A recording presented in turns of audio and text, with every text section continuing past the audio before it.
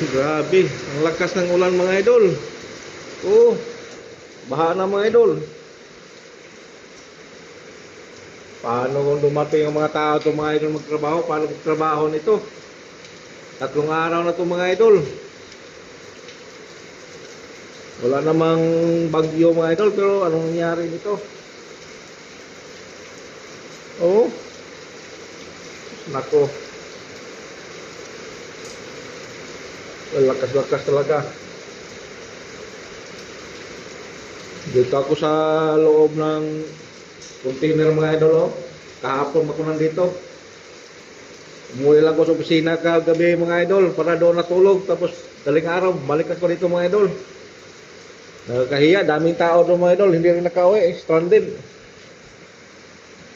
Yung mga nag-opisina, hindi nakauwi. Kasi baha na sa lugar nila. Nagano na yung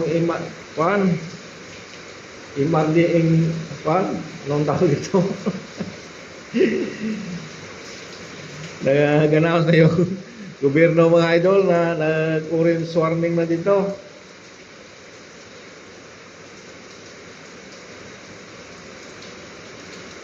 Kaya ito, mataas nga na lugar dito mga idol.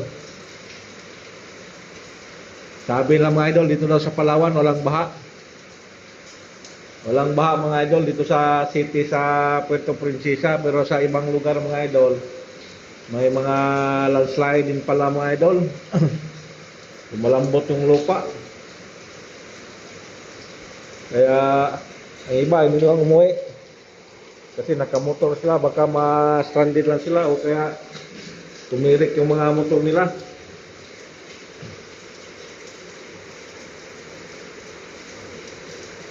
Grabe mga idol. Sabi sa taga Palawan may bagyo daw. Parang wala naman siguro. Dahil kagabi nanood ako ng balita, wala naman. Share line lang nakalagay doon. Wala nang low pressure.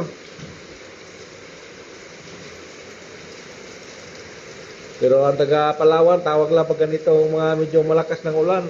Bagyo na. Yun. Basang-basa nga ako mga idol. Kasi-short lang ako. Basa. Galing ako doon sa labas sa may kanto. Bumili ako ng pagkain. Kasi delikado kong maghapon na naman to. Kahapon, maghapon. Buti na lang nakabaon tayo ng pananghalian. Kung wala pa, gutom mabutin kung hindi magpakabasa.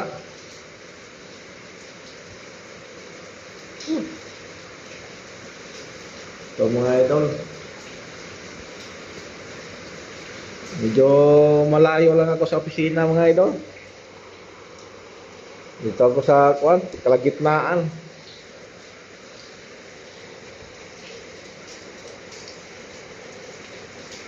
Ganda kasi dito mga idol, walang ingay. Kagabi mga idol, wala akong tulog. Ang ingay nila. Para silang nagparty. May hustling din kasi kagabi mga idol eh. Nag-hustling mapuntang pier.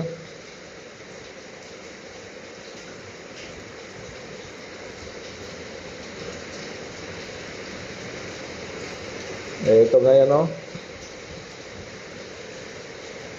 Wala na tayong ligo-ligo mga idol dahil sobrang lamig.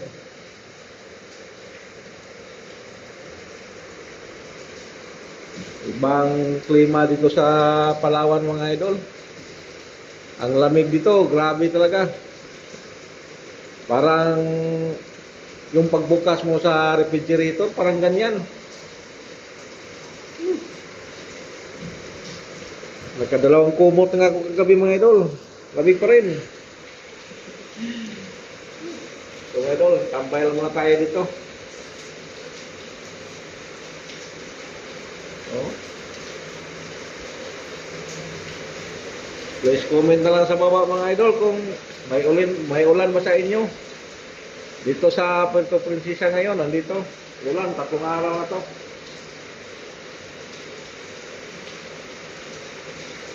Iwan mo sa mga kalapit lugar dito kung anong balita. Shout out pala mga idol kay Batang Spotter. Taga dito yung mga idol, taga Puerto Princesa.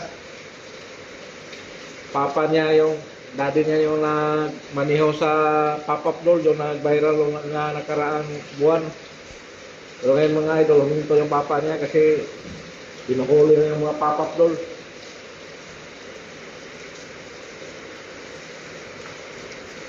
Yung ano doon mga idol, mga team spotter. Yun ang viral dati. Ngayon, Batang Spotter, anak na lang niya mga idol. Shout out din kay Roy Vines. Ka Mantalongon Barili. Kay Pubring Uyamot. Yan, magkapit-bahay lang yan sila mga idol. Kay Duna Tabada, Aloginsan. Shout out sa inyo. Dito lang ako mga idol. Grabe.